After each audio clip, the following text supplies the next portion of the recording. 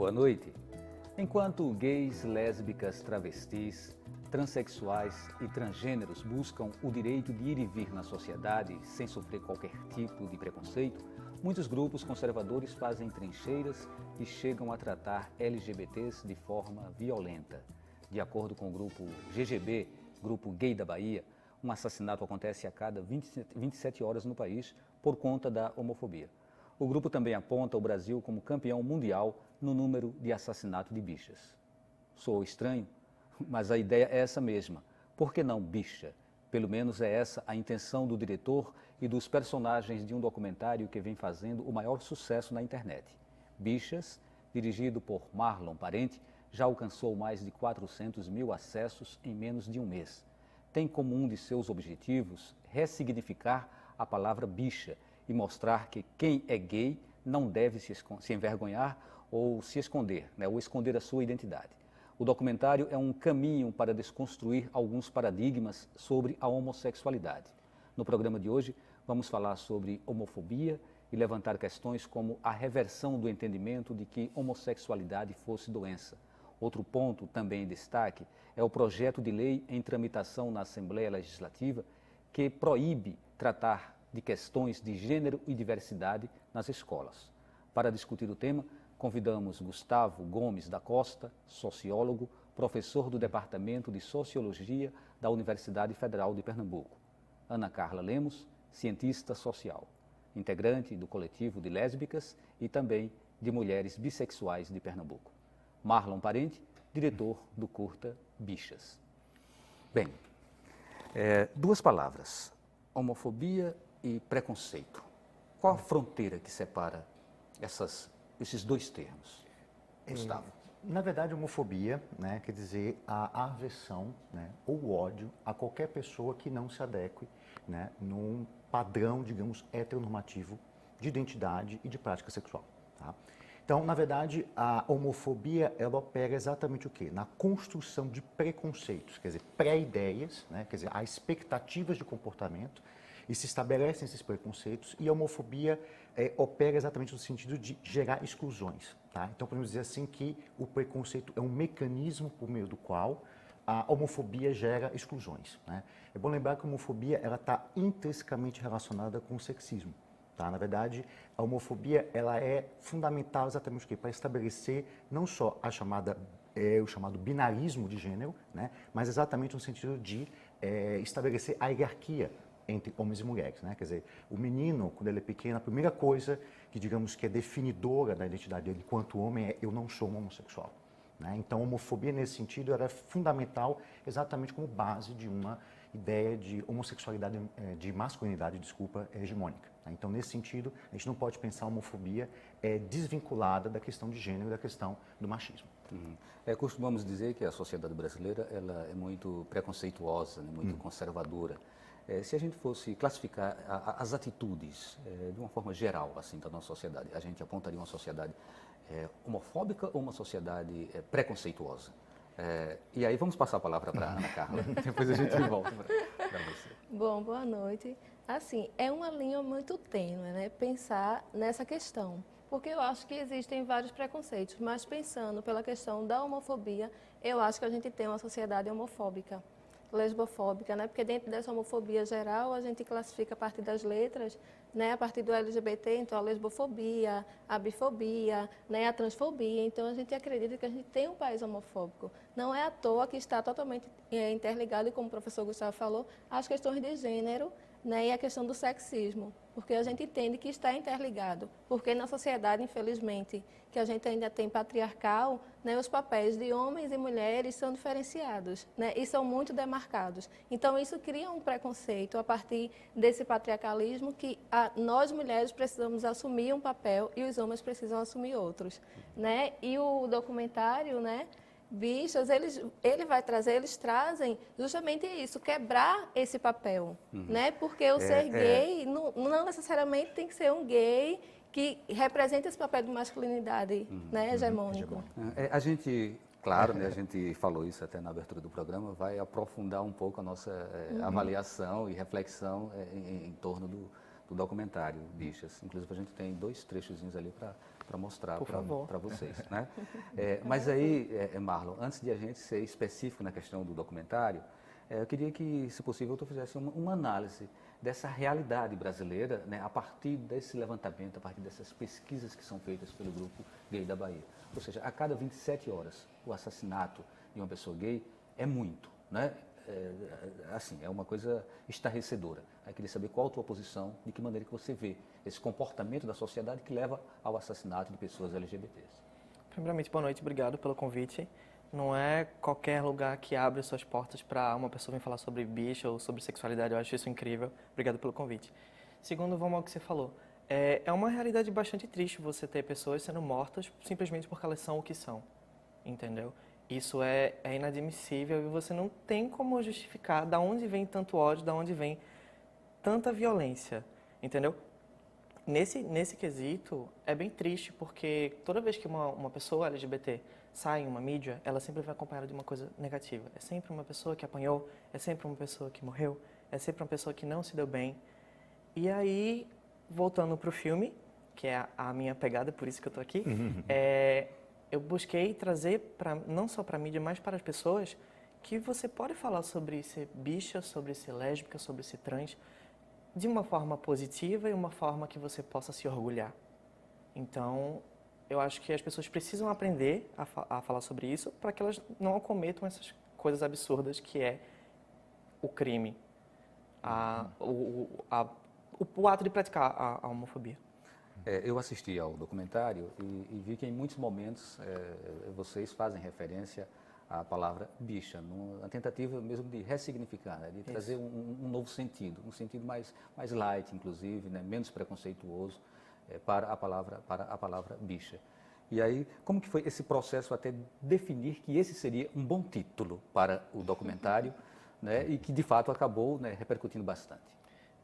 O título, ele veio de um episódio bastante triste, o qual eu passei com um amigo meu. Eu estava andando de mão dadas com um colega meu na rua, e aí uma pessoa decidiu que aquilo era muito assustador para ela, era muito agressor, e ele resolveu apontar uma arma pra gente. E ele apontou uma arma pra minha cabeça, pra cabeça do meu amigo, e falou: eu vou atirar em vocês porque vocês são bichas. A palavra bicha nunca foi estranha pra mim, eu sempre escutei desde criança, não só eu, como vários outros meninos. Então, dentro daquele termo de você estar naquela situação, uma pessoa está apontando uma arma na sua cabeça, ela está te chamando, te xingando de bicha, então você fica, meu Deus, por que isso? E aí, quando eu quis fazer o filme, que eu quis falar sobre isso, eu quis mostrar sobre isso, eu fiz. A primeira palavra que ele usou foi bicha, e a palavra que atinge vários meninos é bicha, então seria estúpido escolher outra palavra. É bicha, sim. Gustavo, não é apenas uma palavra qualquer, né? É todo o significado que contém por trás. Com certeza. Eu dizer que o grande fantástico, assim, que me emocionou, me tocou muito com o documentário, é que é uma posição política muito forte, quer dizer, é um termo carregado de preconceito, carregado de ódio, né? Quer dizer, que desumaniza o indivíduo, né? E aí os meninos vão e ressignificam, tomam aquilo daí. Ah, somos bichas? Sim, somos bichas com orgulho. Né, quer dizer, e a partir dali deixam claro, né, quer dizer, a posição deles contra o preconceito. Né? Por exemplo, há várias discussões, tanto meios acadêmicos também como movimento, de que haveria uma certa tendência de certos setores do movimento LGBT em caminhar por uma perspectiva um pouco tanto assimilacionista, né? Quer dizer, um pouco a ideia de que nós pagamos impostos, somos cidadãos de bem, né? Então, por favor, nos aceitem. Né? E eu acho que a coisa de usar o termo bicha, né, na verdade, no sentido de dizer assim, nós somos bichas, nós somos indivíduos, a despeito de qualquer coisa, nós temos o direito de ser reconhecidos enquanto seres humanos, enquanto cidadãos. Né? Então, acho que tem uma postura e um pouco a ideia de que eu não quero necessariamente me adequar ao que vocês estão esperando, eu quero ter a possibilidade de construir a minha identidade. E eu tenho o direito legítimo como cidadão, como ser humano, de poder vivenciar essa sexualidade e utilizar, né? E aí eu acho que o termo bicha tem exatamente essa força política de demarcar exatamente essa posição. Ana Carla, antes de a gente mostrar um trecho aí, você gostaria de complementar essa? Sim, eu acho que eu acho que o movimento, desde a década de 80, vem pensando de uma forma de desconstruir esse bicha, né? Porque nas décadas de 60, 70, era muito preconceituoso ser chamado de bicha na rua, e aí Ainda eles é. entendiam. Ainda é, mas assim, a gente está aprendendo a trabalhar com essa forma de positivar as coisas, né? E esse termo bicha, sapatão, que na década de 70, 80, muita gente era perseguido dessa forma, hoje a gente traz como uma forma política, né, de trabalhar e de trazer para esse movimento, porque entre nós, né, enquanto lésbica, a gente chama, e aí, sapatão? Né? Mas aí tem uma conotação diferente. Quando vem uma outra pessoa, uma terceira pessoa, que não é desse rol político ou de um rol de amizade, chamado de sapatão, tem uma conotação pejorativa. Né? Então, assim, é uma linha muito tênue, porque a gente vai pensar de onde vem essa fala. Né? Claro que a gente está se apropriando desse termo, né, para desconstruir esse preconceito, mas até que ponto eu posso usar esse termo e seja de forma positiva para a nossa categoria política? Ok, então vamos ver aí um trecho do Pedro Carneiro, que é estudante de arquitetura, não é isso, Marlon? Então vamos lá, vamos ver. Desde pequeno eu sempre soube que eu não gostava de meninas, assim, pra relações. E eu tinha muita vontade de dizer pros meus pais, só que, tipo, a gente sabe a sociedade que a gente vive, a gente desde pequeno é apontado, sabe, assim. Eu sempre fui muito bichinha quando era pequeno. Do tipo, muito bicha mesmo, tipo, eu ficava correndo assim no colégio, tá ligado? Meu pai, ele sempre foi maravilhoso comigo. Eu chegava pra dançar ragatanga na frente do meu pai, dizia, pai, eu aprendi a dançar ragatanga. Aí eu chegava, serei, regadei. E ele me olhava e, tipo, era massa, me dava DVD de Britney, me dava CD de Britney. Power Ranger rosa, ele comprava o Power Ranger rosa pra mim, porque eu queria o Power Ranger rosa, não tinha essa frescura. E minha mãe também não. Quando eu era 7ª série, eu fiz, mãe, eu tenho um negócio pra te dizer. E ela já me olhou com aquela cara de, tipo, diga, senta aqui pra gente conversar. Aí falei que era bi pra ela. Depois foi que eu disse. Depois que ela foi vendo que eu realmente, né? Eu pendia pra um lado só. E tipo, nessa conversa a gente chorou e tal, mas ela disse que me amava. E meu pai foi mais diferente, foi mais assim. Eu deixei um e-mail aberto, porque tipo, eu salvava fotos no e-mail. Era fotos mesmo, fotos boas. E meu irmão viu e falou pro meu pai. E no outro dia de manhã, meu pai veio, eu tava no computador, e ele sentou do meu lado e fez, seu irmão mostrou um e-mail cheio de foto. E ele chegou pra mim e perguntou, né, o que era aquilo, o que significava aquilo e tal. E eu disse pra ele que desde pequenininho ele sempre soube que eu era gay. Aí ele fez, você é mesmo isso? Eu fiz, sim, eu sou. A primeira reação dele foi dizer não. Eu fiz, mas pai, eu sou uma pessoa boa, você sabe que eu não sou uma pessoa ruim por causa disso. Eu sou seu filho, a gente tá aqui o tempo todo, a gente se abraça, se beija, é o maior chamego. Por que isso, tá ligado? Aí ele disse que depois a gente conversava, só que essa conversa nunca aconteceu. E ele, no outro dia, me deu calça, me deu beijo, igual, tá ligado? Tipo, não aconteceu a conversa, mas tudo voltou ao normal. Oi, Marlon. O documentário tem quase 40 minutos e eu Exato. pude perceber que são quase 10 minutos iniciais abordando essa questão de como chegar aos pais, como chegar à família e se colocar, dizer, eu sou gay, né? Isso é parte de mim, tá? Eu sou assim. E todos os personagens, eles narram, né, dificuldades que tiveram, inclusive de serem aceitos pela família no momento em que precisaram fazer a colocação. De que maneira você trata essa questão de chegar até os pais e o que isso representa dentro desse documentário? A gente costuma chamar esse momento de sair do armário. É quando o menino ou a menina, ela se sente, digamos que na maioria das vezes confortável para chegar, não tão confortável, mas pronta para chegar na família e falar, olha, isso não é uma parte de quem eu sou, isso sou eu, entendeu? E é um momento bastante delicado, porque você nunca pode saber qual vai ser a reação da outra pessoa, seja ela pai, mãe, amigo, entendeu? Então, E por que é delicado? É delicado porque, pela forma como é essa reação. A minha mãe, por exemplo, não teve problema nenhum comigo. Isso teria a ver com tudo aquilo que foi sendo construído Exato, aqui no discurso de Ana exato. Carla e de Gustavo, Sim. no início do programa. A minha mãe, por exemplo, não teve problema. Eu sou um rapaz sortudo por conta disso, mas tem outras pessoas que não têm essa mesma sorte que eu. E essas pessoas são expulsas de casa, entendeu? Pelas pessoas que colocaram elas no mundo. Então, imagina, você tem a sua família, que é sua mãe, sua avó, seu pai, seus irmãos, falando, não, a gente não quer você em casa porque você é isso, porque você é aquilo. São as pessoas que você mais ama e aí você, aonde você deveria ter apoio e respeito e todo aquele amor, você não tem, Então, é uma questão bastante delicada. Então, algumas pessoas passam por isso, outras pessoas não passam, mas a gente nunca tem como prever esse momento, entendeu? E muitas pessoas chegam para falar para os pais, como eu fiz com a minha mãe. Mas como um dos meninos falaram no filme, as pessoas que estavam ao redor contaram, entendeu? Então, meio que arrancaram a pessoa desse armário, dessa proteção que ele sentia, porque era justamente vivendo como eu posso dizer, uma personalidade heteronormativa, porque a sociedade aceita aquilo, entendeu? A sociedade aceita o rapaz que veste azul, a sociedade aceita o rapaz que brinca de bola, mas ele não aceita quando o rapaz veste rosa ou brinca de boneca, entendeu? Então, é um momento bastante delicado e que bastante necessário. Não dá para prever como será, dá para prever quando será? Também não. Também não. O Peu, quando ele chegou e falou para a mãe dele, ele estava na 7ª série. Eu falei para minha mãe tem 2 anos. Eu estou bem longe da 7ª série. Então, não tem assim uma data exata. Olha, a partir dos 15 eu vou chegar para minha mãe e vou dizer eu sou gay, eu sou bicha. A partir dos 16 eu vou chegar para minha mãe, então, ó, eu beijo meninas, no caso das meninas lésbicas. E não tem como prever. Tem pessoas que vivem nesse armário, vivem nessa bolha a vida inteira.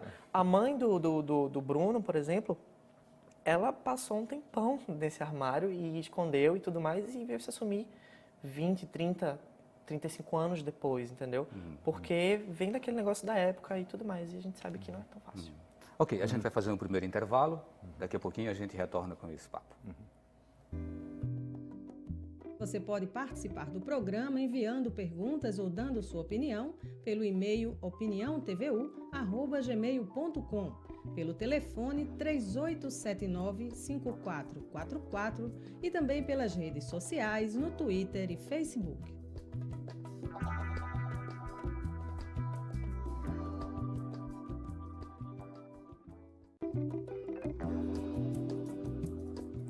Estamos de volta com o Opinião Pernambuco, hoje conversando sobre homofobia.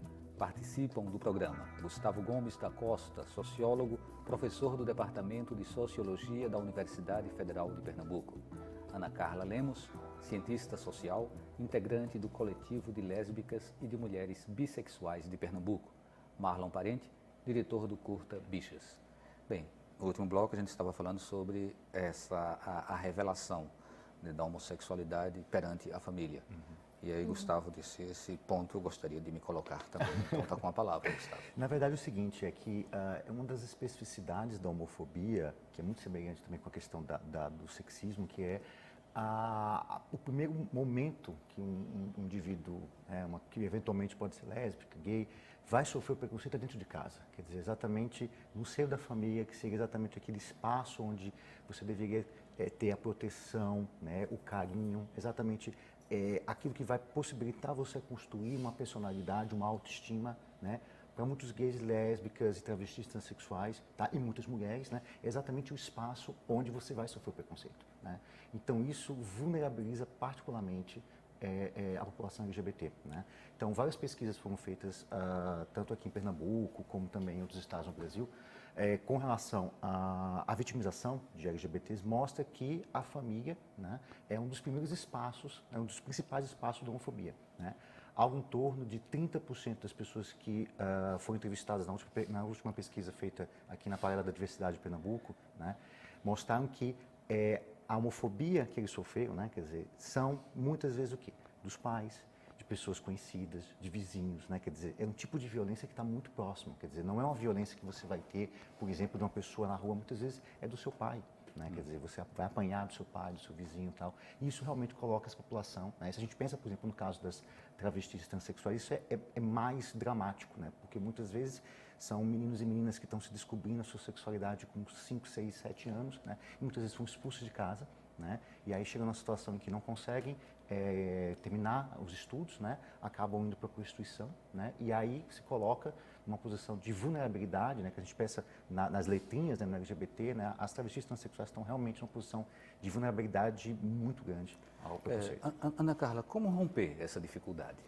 Pois é complicado romper, porque as mulheres, vou falar um pouco mais das mulheres, né, porque nós lésbicas, quando a gente vai se assumir, poucas mulheres conseguem fazer esse processo dentro de casa, por exemplo, na adolescência. Porque tem uma questão da dependência emocional, tem a dependência financeira, né? E essa dependência emocional e financeira trava a maioria das mulheres. E aí, além disso, tem todo um papel social que a mulher precisa ter na sociedade. Por exemplo, eu preciso ser mãe, eu preciso casar, eu preciso estar a serviço desse homem, né, o meu dono. Né? Então, quebrar com a questão de ser mulher na sociedade e ser mulher para servir esse papel já é um problema. Né? E quebrar quando você é lésbica e assume para a família é um outro problema. Né? Eu vim me assumir lésbica, eu já era adulta, já trabalhava, tinha minha independência financeira, mas foi muito complicado. Por quê? A minha mãe, a princípio, ela disse, não, tudo tranquilo. Mas aí depois teve toda uma conjuntura de tipo, não, você é a vergonha da família. Né? Você não serve para estar nesses espaços. Né? Então, teve todo um processo de empoderamento, né? Porque eu acho que a gente precisa ter esse empoderamento, né? E ter convicção e saber dialogar, porque, infelizmente, é um processo de convencimento, apesar que eu não preciso convencer ninguém da minha orientação sexual. Mas, assim, para poder dizer, não, eu quero ter certeza mesmo. Tem gente que diz, não, eu preciso ter certeza se a pessoa é lésbica, se a pessoa é gay, mas, na verdade, a gente não precisa provar, né? A gente precisa de respeito. E como eu coordeno um grupo de mulheres lésbicas, a gente fez 2 cursos de formação com 20 mulheres cada uma, a maioria das mulheres, quando se assumem, né, quando está nesse processo de empoderamento e se assumem nesse espaço familiar, a maioria saem de casa. Né? Ou saem de casa ou se convertem em heterossexual. Porque aí vem a história do estupro corretivo, né? Onde inclusive familiares praticam isso. Pai, tios, primos vão praticar esse estupro corretivo, né? Que é para dizer, agora você gosta de homem porque você transou com homem, então você sabe o que é transar com homem. Né? Então, várias delas eu abriguei na minha casa porque quando elas têm esse papel de chegar para a família e falar isso, elas são excluídas de casa, né? Infelizmente. Marlon, você chegou a tocar assim, muito superficialmente também na questão de um personagem, né, que tem a mãe que no momento ela também se revela lésbica. Isso, a mãe do Bruno, uma das mães dele, que é a Gina e tem a Sandra, ambas são lésbicas, elas vivem junto, um casal, são 2 mães. E aí ela comenta, no caso, ela sai do armário porque o filho também saiu do armário, entendeu? Ela, como mãe, ela se preocupa com seu filho, independente da orientação. E aí ela vai ali ver qual o caminho onde aquela criança ela não vai sofrer o maior número de agressões. E aí, por exemplo, a mãe dele, quando ele tinha 8 anos, o submete a fazer uma terapia para mudar o comportamento dele. Então, é um menino que desenhava, que gostava de música e tudo mais, e ele tem o irmão dele como modelo, e ele tem que fazer tudo igual ao irmão. Então, nessa terapia, ele era ensinado a andar feito homem, ele falava com a terapeuta e ela gravava as coisas que ele falava para ele repetir depois com uma voz mais masculina, mais máscula. E aí você tem todo um processo de que não só o filho, mas a mãe e o pai também precisam aprender, entendeu? A lidar com esse tipo de coisa. E o que falta é informação. Certo. Nós temos também um trecho aí de fala que é do João Pedro. Eu não sei se já está no ponto. Ok, está no ponto, né? Então, João Pedro, que é estudante de ciência política, e ele tem uma peculiaridade dentro desse documentário. Vamos ouvir o Pedro. Costumo falar, porque quando eu faço a minha militância voltada para o recorte de raça, é uma militância onde eu falo primeiro da minha infância, de como eu lidei com a minha sexualidade e com a minha raça ao mesmo tempo, e como isso vai evoluindo e como vai mudando o processo de sociabilidade, sabe? No mundo gay há muito racismo, a bicha preta não é quista. E esse foi o meu choque quando eu entrei no mundo gay, eu achei que era um mundo de muita aceitação. De fato foi, me aceitaram como gay, claro, como amigo e tal. Mas pra me beijar, pra eu me relacionar, sabe? É aquela coisa, tá todo mundo muito feliz, você tá feliz de início, mas aí você percebe que tem uma coisa errada. Por quê? Eu também quero fazer parte disso. Se é um mundo que abrange tanto, que todo mundo é tão igual, por que há essa diferença, sabe? E a mesma coisa rola com as afeminadas. Então, eu, na minha vida de militância, bato muito na tecla da afetividade, porque isso mexe com a sua autoestima, mexe com o seu empoderamento. Você questiona seu cabelo, você questiona sua boca, você questiona sua cor da pele. Quando as bichas pretas, as lésbicas pretas, as travestis estão criando um movimento à parte, não é porque a gente está querendo separar o movimento, é porque a gente não está sendo ouvido, a gente não tem espaço. As nossas pautas não são só casamento homoafetivo e criminalização da homofobia, porque a gente quer essas duas coisas, mas a gente quer o quê? Sobreviver primeiro. E então, Gustavo, seria uma revelação de racismo e de homofobia juntos? Na verdade, a gente não pode esquecer que a comunidade LGBT, ela não foi, digamos, enviada de outro planeta Terra e chegou aqui do nada. Eles foram, né, são indivíduos que foram socializados nessa sociedade, né, e obviamente que muitos deles acabam adquirindo, né, preconceitos, né, por exemplo, de raça, né, de classe, né. Uma coisa que também eu queria colocar, que foi uma coisa também que me tocou muito no documentário, é exatamente discutir a questão da afeminação, né, que é uma coisa que ainda existe muito, uma lógica um tanto quanto heteronormativa dentro da comunidade LGBT, né, quer dizer, qualquer menino que tenha, digamos, uma masculinidade mais afetada, né, que não se encaixe num padrão hegemônico do que é ser um homem, né, é rechaçado, né? Por exemplo, na pesquisa que eu estava falando no bloco anterior, né, se identificou que 52% dos meninos, quando iam buscar na paquera, né, quer dizer, 58% disseram que sempre buscavam alguém que fosse mais masculino do que eles. Né? Quer dizer, ainda existe, dentro da comunidade LGBT, ainda uma ideia de uma masculinidade. Então, querendo ou não, né, a questão do racismo, do sexismo, né, da questão de classe, por exemplo, né, quer dizer, toda uma coisa dos gays de classe média com o pessoal da periferia. Então, há uma disputa muito grande, porque a gente está falando de uma sociedade que é recortada, né, de desigualdades, né, e de preconceitos. Então, é um processo, na verdade, digamos, plural, mas de disputa, né, entre essas identidades. Ana Carla, como você enxerga essa questão de associar o preconceito à cor e à identidade de gênero?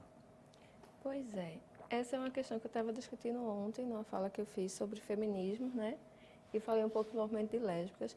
E a gente pensa esse processo da interseccionalidade, né? Porque a gente é socializado, só que a gente não é socializado, por exemplo, para assumir essa homossexualidade, essa lesbianidade, e a gente também não é socializado para se assumir enquanto negro na sociedade. Então, é uma coisa que está muito imbricada, porque como é que eu vou me assumir enquanto negra? Porque hoje eu me assumo enquanto negra, mas antes eu não me assumi enquanto negra. Né? Então, muita gente passa por esse processo de transição e aí a gente vê hoje muitas mulheres assumindo, e homens também, né, assumindo seus cabelos crespos. Né? Esse é um processo de fortalecimento político da sociedade e aí a gente pensa o lugar da pessoa negra, né, de uma forma diferenciada, inclusive trazendo essa questão da orientação sexual. É como o vídeo mostrou, eu não tenho como negar que eu sofro preconceitos diferenciados quando eu digo que eu sou lésbica, que as pessoas estão vendo que eu sou negra e que eu me considero como negra e que eu não vou deixar que o racismo nem a lesbofobia passem nos espaços que eu tiver.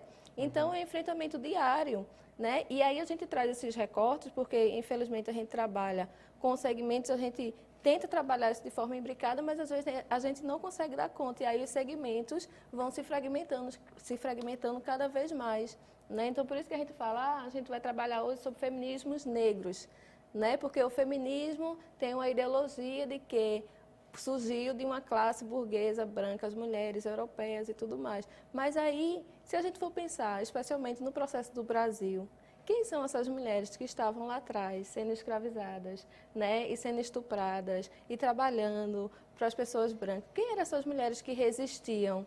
Né? Quem são as mulheres negras que hoje no candomblé são representadas, né? Como mulheres que trouxeram um discurso de empoderamento de mulher, mesmo sem pensar o que era feminismo, o que é feminismo, né? O que são os feminismos. Então, pensar toda essa discussão é um processo de empoderamento que a sociedade precisa refletir sobre, né, todas essas identidades, né, e muito mais pensar a partir do respeito. Mas, infelizmente, dentro do movimento da sociedade em geral, a gente vê a bicha, a sapatão é preta e pobre, não, então ela fica mais excluída. Não, porque a gente vai para a balada é tanto. Não, a bicha preta, pobre, não tem. Então, ela não vai. E o táxi, o dinheiro para voltar para casa de táxi. Então, tem toda essa questão de classe que está aí imbricada e que a gente sabe que tem uma diferenciação. Né? Tem a questão também acadêmica. Né? Ah, eu sou acadêmica, eu não namoro com pessoas que não são acadêmicas, né? Que não têm um discurso político. Isso acontece muito, minha gente. E a gente foi socializado dessa forma e a gente acaba reproduzindo também. Infelizmente, a gente reproduz. Né? E muita gente diz, tem uma mulher branca, uma mulher negra para ficar. E aí? Aí muita gente vai dizer, não, menina, fica com a branca, olha, ela é doutora, né? Ela é isso, ela é aquilo, mas aí os desejos passam por outras nuances, né? Que a gente precisa pensar de uma outra forma, inclusive a partir também de um posicionamento político.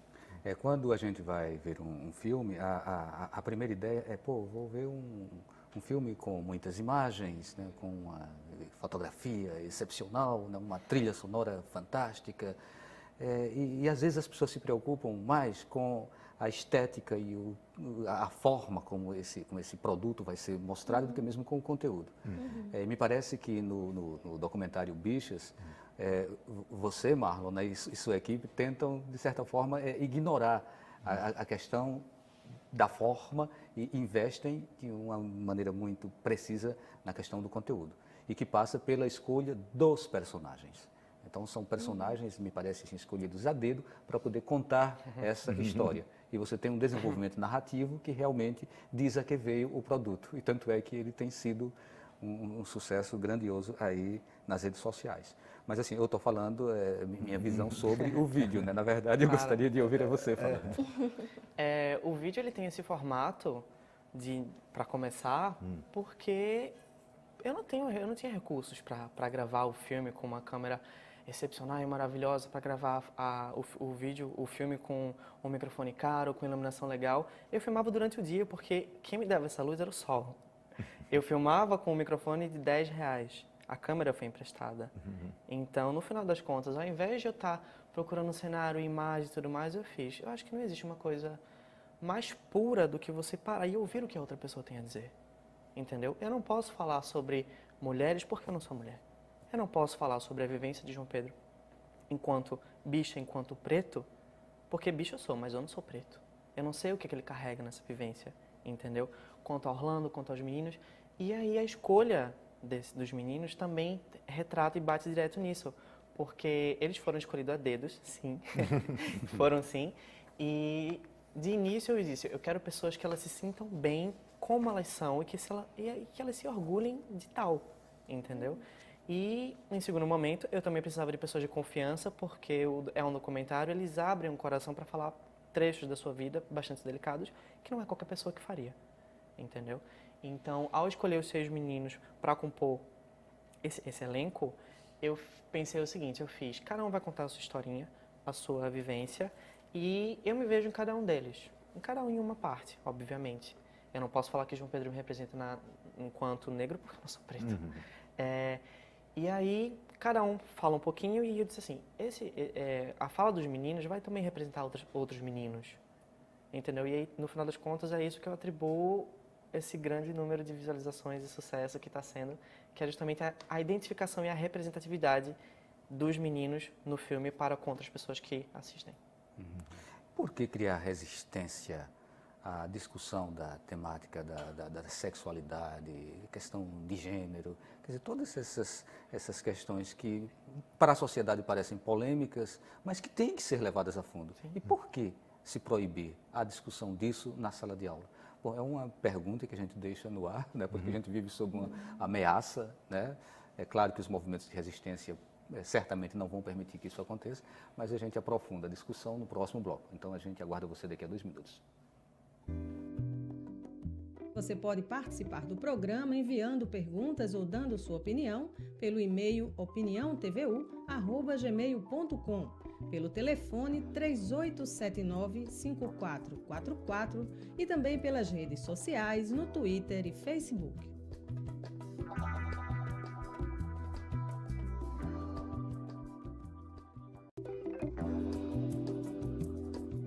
Estamos de volta com o programa Opinião Pernambuco, hoje com o tema homofobia. Participam Gustavo Gomes da Costa, sociólogo, professor do Departamento de Sociologia da Universidade Federal de Pernambuco. Ana Carla Lemos, cientista social, integrante do coletivo de lésbicas e de mulheres bissexuais de Pernambuco, Marlon Parente, diretor do curta Bichas. E então, no final do bloco anterior, a gente já deixou um pouco no ar essa discussão sobre uma tentativa de se proibir, de calar os professores nas salas de aula quando devessem tratar, ou quando fossem tratar de temas ligados à sexualidade. Né?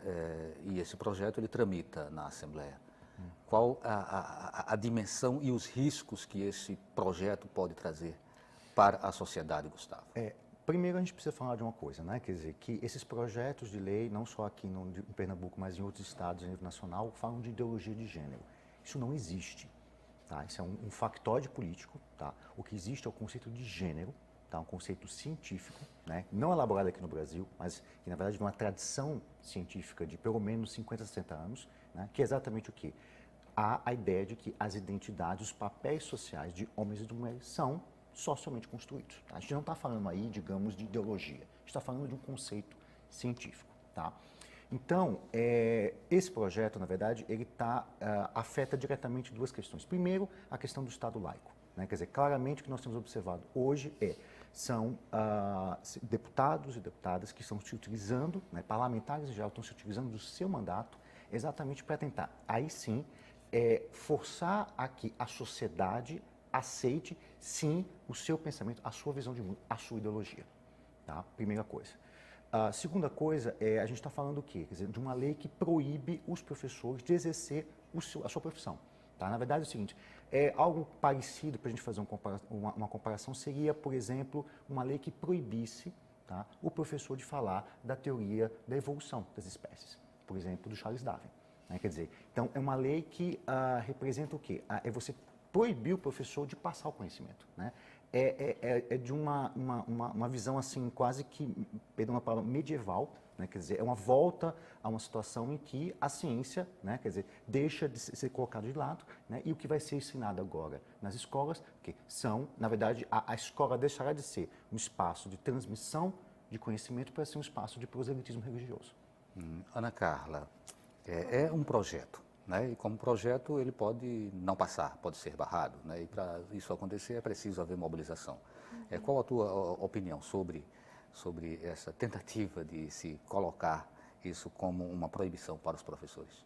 Pois é muito complicado. E aí a gente começa a pensar que existe, a partir de um processo patriarcal, a gente começa a pensar que existe uma guerra aí misógina, né, de se colocar as pessoas, né? Eu estou falando de misoginia em relação às mulheres, mas assim, de engessar as pessoas nos padrões sociais. Existe um padrão social heteronormativo que os homens têm que ter toda essa virilidade e as mulheres precisam ser as donas de casa, as que vivem no privado e tudo mais. Então, isso é uma decisão política de algumas pessoas, né? Inclusive de algumas religiões, que estão usando justamente dessa postura política de vida, essa visão de vida, né, para que seja interferência no Estado. Né? Infelizmente, isso não pode acontecer, porque, como bem Gustavo disse, a gente vive num Estado laico. Né? Então, a gente não pode deixar que isso interfira. Mas só que a gente já vê descaradamente na Câmara dos Vereadores do Recife, né, as pessoas usando e trazendo a sua religião como uma forma de, aqui é o meu espaço, então aqui eu vou trazer um teclado para eu cantar meu hino, os evangélicos para eu fazer minha oração, né, numa audiência pública onde não deveria acontecer essas posturas. E a gente vê, né, e as pessoas são ovacionadas por isso, né, porque infelizmente essa ideologia, esse termo que eles criaram, ideologia de gênero, minha gente, isso é um absurdo, que inclusive no discurso deles, eles dizem o seguinte, e delas também, dizem que a gente nas escolas estamos ensinando, né, os meninos a serem afeminados, né?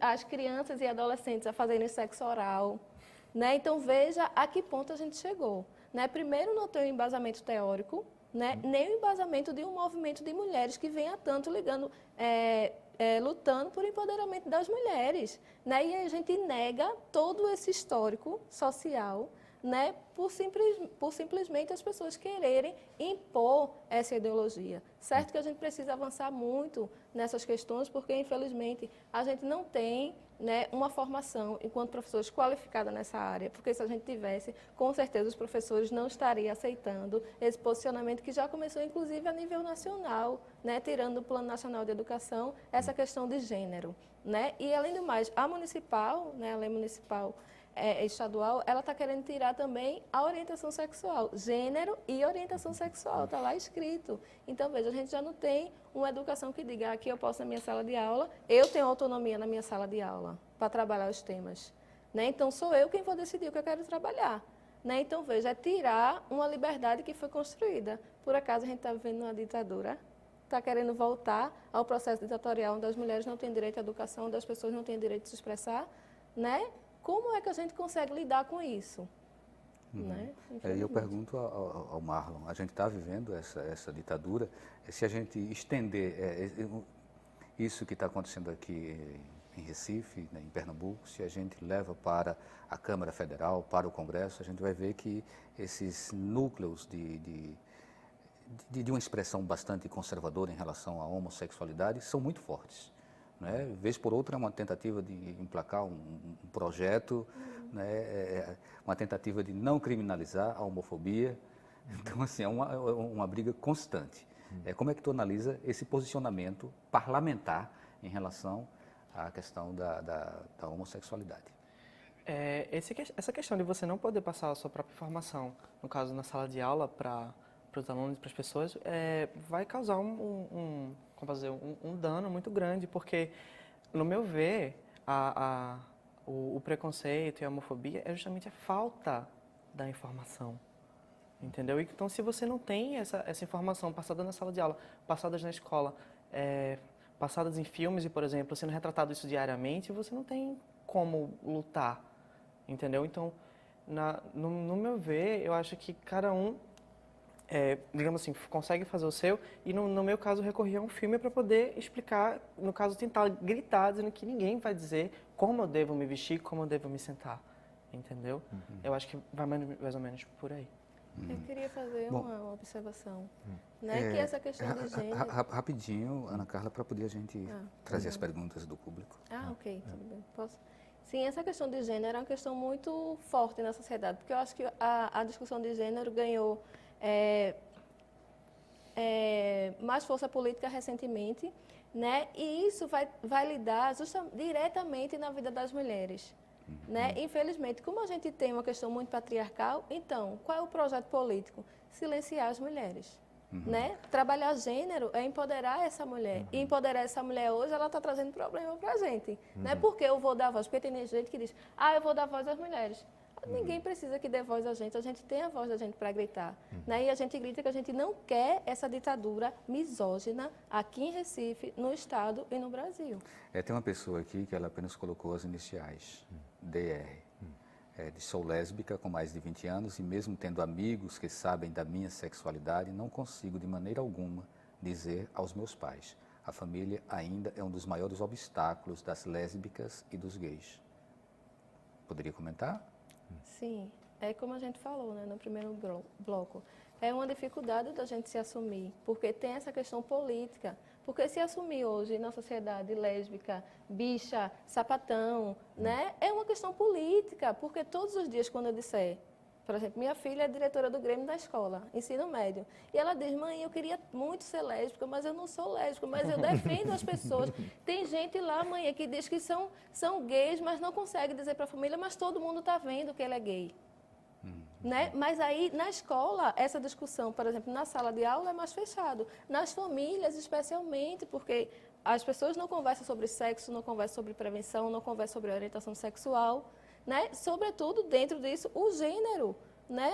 Que nós, mulheres e homens, somos ensinados a ser. A mulher vai usar rosa e vai brincar de bonequinha, não vai jogar bola, né? Não vai sair na rua com a camisa nas costas, porque não pode mostrar os seios. Né? Então, tudo isso está reforçado na cabeça da gente. E quando ela traz essa questão de que ela não consegue se assumir, porque é quebrar realmente com esses paradigmas.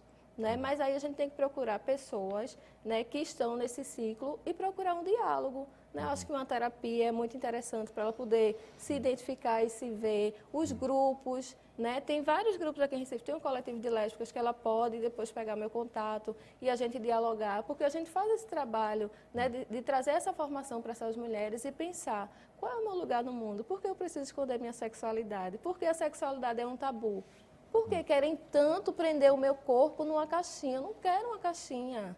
A caixinha não me cabe. Né? Já cansei de ser a incubada, né? A pessoa que não sai na rua de mão dada com medo de ser violentada. Minha gente, eles que têm que ter medo da gente, né? Porque assim, não tem como. Eu também acho que ia fazer um comentário que eu acho que o exemplo da Carla é muito interessante, que mostra como prejudicial será, né, se eventualmente esse projeto de lei seja aprovado, né? Quer dizer, porque a escola, né, ela pode, na verdade, surgir para muitas pessoas, né? Imagina uma menina lésbica, um menino gay que vem de uma família muito religiosa, né? E que a escola pode ser exatamente aquele espaço no qual ele tem um pouco mais de liberdade, que ele tenha como tipo, acesso à informação, né? Porque também a questão seguinte, ninguém nasce homofóbico, tá? A homofobia é algo que se cria, né? E no momento que você proíbe, né, se discutir a questão de gênero, se discutir os estudos, se discutir a questão da sexualidade, da orientação sexual, da identidade de gênero, né, você na verdade está o quê? Está contribuindo para quê? Indiretamente, na verdade não, diretamente, exatamente o quê? Para reforçar esses preconceitos, reforçar a homofobia. Exatamente. Pois é, era exatamente essa pergunta que eu ia fazer, mas você me trouxe essa resposta, né? Assim, eu tenho acompanhado algumas professoras que têm desenvolvido alguns trabalhos em escolas no intuito exatamente de poder minar ao máximo a questão do preconceito, que para algumas pessoas isso acaba sendo confundido com orientação sexual ou encaminhamento para uma definição por uma identidade de gênero. Assim, os projetos vão mais além e eu acho que essa participação dos professores na discussão desses assuntos vai, com certeza, promover uma quebra nesses números absurdos que acontecem de repressão de violência contra mortes. As pessoas LGBTs. Então, eu acho que é preciso abrir os olhos para isso, né? Mas aí eu estou fazendo aqui a minha colocação, você disse que eu queria esse direito como mediador, né? Então, vamos para a pergunta aqui de José Manuel Silva. Eu gostaria de saber dos participantes se existe no Recife algum núcleo de apoio jurídico que acompanha a comunidade LGBT nos casos de violência ligada à homofobia. Sabe-se que existe a homofobia institucionalizada nos órgãos de segurança pública. Além dos grupos, né, acho que tem vários grupos, ONGs, ONGs do movimento LGBT que fazem, dão um apoio, mas, digamos, existe um serviço do Estado, que é o Centro Estadual de Combate à Homofobia, fica localizado ali na rua. Eu fui para esse centro quando eu sofri agressão e o rapaz apontou a arma para mim. Eu fui atendido por eles e eu tive um apoio de pessoas chegaram, conversaram e levaram a gente até a delegacia para ajudar a fazer a denúncia, para que não haja um sarro, por exemplo. Eu fui xingado de bicha na rua e chegar na delegacia um policial rir da minha cara porque eu disse, eu vim denunciar uma pessoa que me xingou de bicha, entendeu? Então acho é um trabalho bastante importante. Não, e é uma entidade que tem feito um trabalho muito interessante, né? Exatamente por exemplo, de dar esse apoio, né? Jurídico também e, por exemplo, uma das iniciativas, né? Que na verdade foi aprovada em 2005, mas foi regulamentada porque é exatamente a notificação agora dos casos de homofobia. E, por exemplo, o Centro Estadual tem feito um trabalho muito interessante que é exatamente o quê? É exatamente buscar esses casos, né? Porque muitas vezes, né? Por exemplo, o caso do Mauro, por exemplo, sei lá, vamos supor, Mauro, que numa situação você tivesse sido assassinado, né? Então, no seu caso, ia ser considerado, sei lá, latrocínio, né, por exemplo, mas não deixando de lado a questão da motivação homofóbica. Então, o SESC tem feito uma coisa muito interessante, que é exatamente tentar dar visibilidade a esses casos, né, e tem feito um trabalho que eu acho que, na medida do possível, né, das limitações de recursos e tal, tem feito um trabalho bem interessante. Então, surgiu aí ao telespectador de entrar em contato com eles, tem um site, Centro Estadual de Combate à Homofobia, na internet, ele consegue.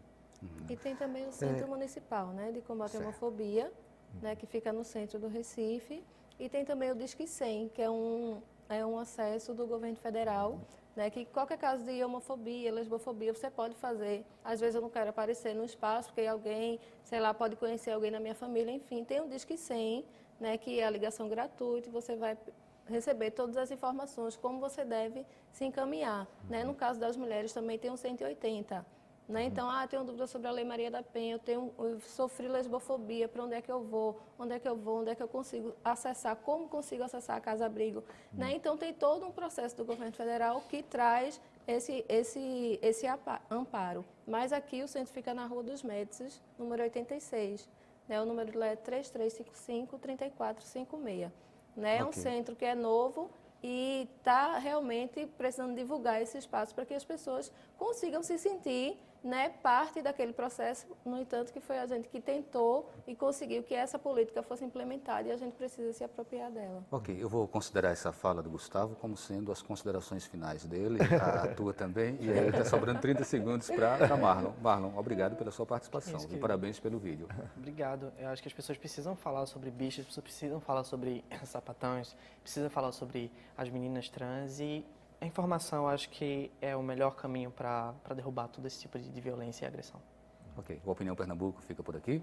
Obrigado a vocês, obrigado a você que nos acompanhou também. A todos uma boa noite e até o próximo programa.